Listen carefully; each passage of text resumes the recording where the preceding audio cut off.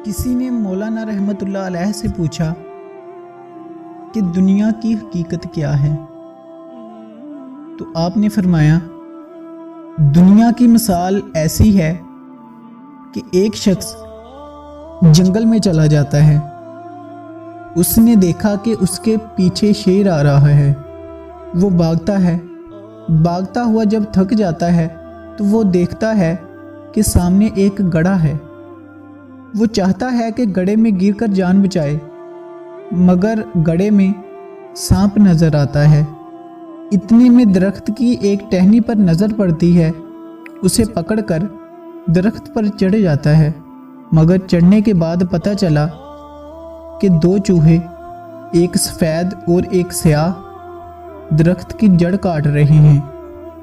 वो बहुत परेशान होता है कि कुछ देर में दरख्त गिर जाए, मैं शेर और सांप का शिकार हो जाऊंगा।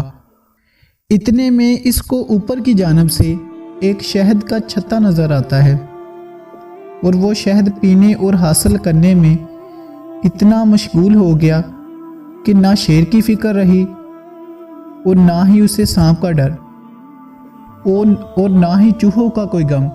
इतने में दरख्त की जड़ कट गई।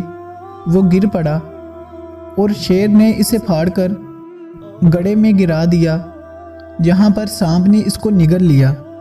मौलाना रूम अलैहिस्सलाम तशरीफ बयान करते हुए फरमाते हैं कि जंगल से मुराद ये दुनिया है, शेर से मुराद मौत है जो कि हमारे पीछे लगी हुई है, गड्ढा कब्र का है जो इंसान के आगे है, सांप बुरे अमाल हैं जो कब्र में अजाब देंगे, चूहे दिन और रात हैं, दरख्त उम्र है जो हर गुजरने वाले दिन कम हो रही है, और शहद का छत्ता दुनिया की गाफल करने वाली लज्जतें हैं कि इंसान अमाल की जवाबदही, मौत, कब्र सब भूल जाता है और मौत उसे अचानक आन लेती है।